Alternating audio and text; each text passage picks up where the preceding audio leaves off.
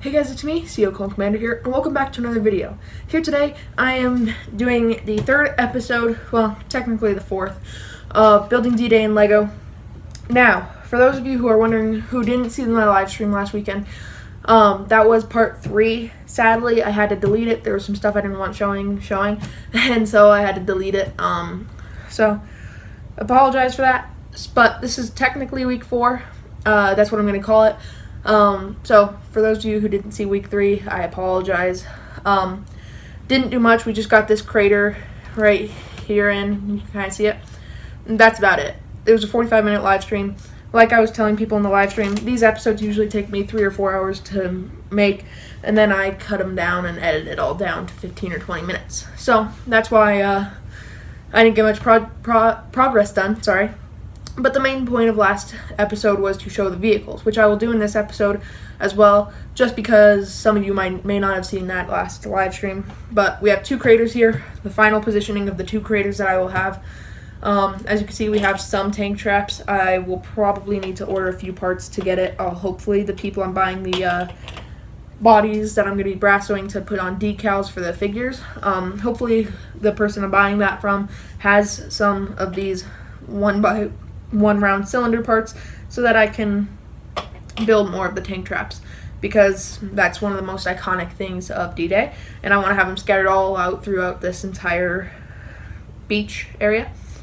Now I'm debating whether or not, because in D-Day there were also some like giant poles that stuck out of the ground and went into the water. Don't exactly know what they were called, but they were there. I'm not sure if I'm going to build them. It's still a possibility though. But yeah, so first things first, we're going to go ahead and show the vehicles, and then I am going to probably start working on the mountain, which is something I've been wanting to work on for a while. I got a lot of stuff done off camera, because like I said, this is the only thing I got. This crater was the only thing I got done in that live stream.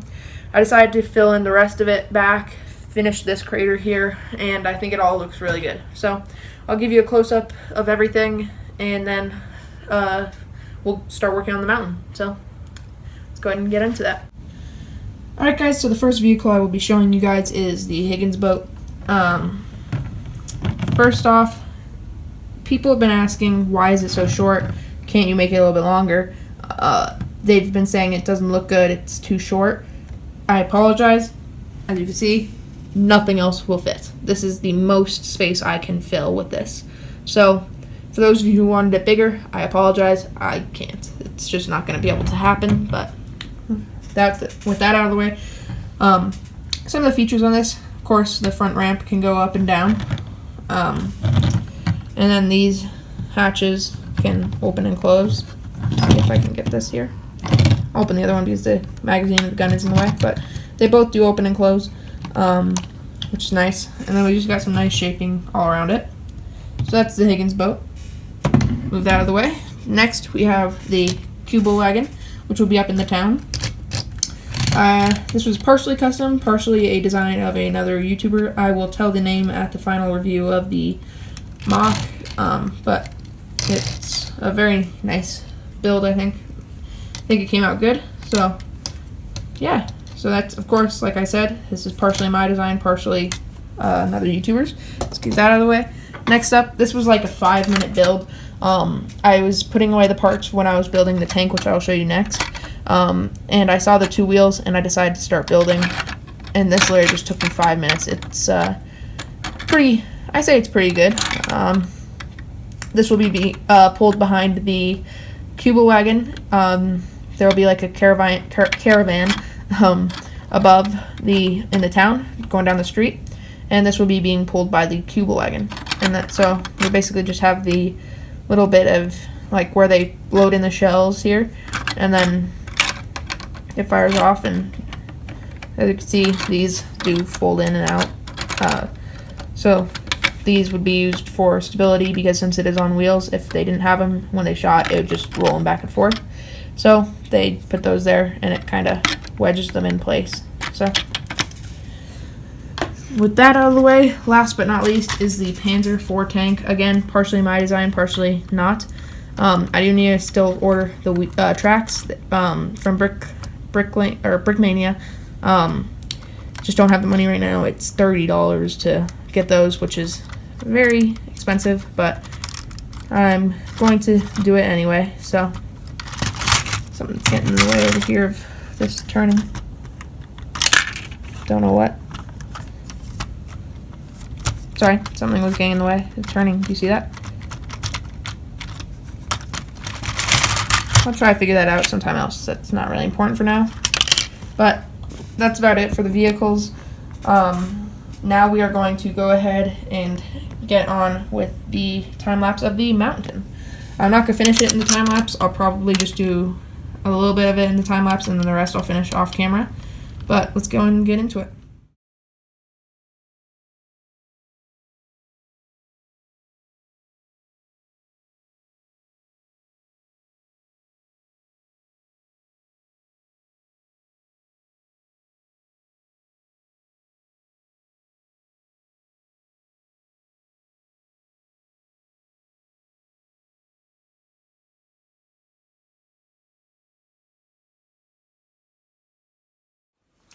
Alright guys, so a lot of progress has been made this week. As you can see here, we started the raised up area, got it all the way back to here. And yeah, I'm going to show you the front of the mountain and the progress I have done here. And then that's probably going to wrap up this episode. A little bit of a shorter episode, I'm pretty sure. Haven't edited it yet, so we'll see. But yeah, I'm probably not going to put in all of the time-lapse footage. There was just so much of it. Putting up this Rockwork. Usually time lapses are only about 30 seconds. This one is like 5 minutes. So I'm probably going to take some of that out. But yeah, thank you guys for sticking with me so far. Let's go ahead and show the rest of the progress that I've done. And yeah, let's go ahead and get it. Alright guys, so here I am showing you guys the finished progress of this mountain and whatnot. Now, I have decided now for some reasons of the bunker, I'm going to need to take out some of the rockwork on this side here. It's probably just like that area right there that I'm pointing to. That'll be somewhat taken out. Then I'll rebuild it up to how I need it to be. But I really like how it came out. I like how this transitioned to it kind of widening out and curving out, if you can see that. I do like how that came out. And as you can see, just a lot of different techniques were used in this build. I have some anti-studs and studs I need to figure out how to get rid of. I'll probably just either use tiles or cheese slopes. But also, you can see I have the entirety of the top all plated off. So now I can go ahead and start building on the top. The bunker's probably go in that area right there. And we might have trenches going along right there with a road leading right down the center of the town. At the end we might have like a town hall or something like that, with buildings on both sides. Right there is going to be like a broken down barn with some mobile artillery inside of there, most likely. But yeah, I really do think this came out nice, and if you guys enjoyed this episode, I'd like to be appreciated and subscribe. And yeah, see you guys in the next video. Goodbye.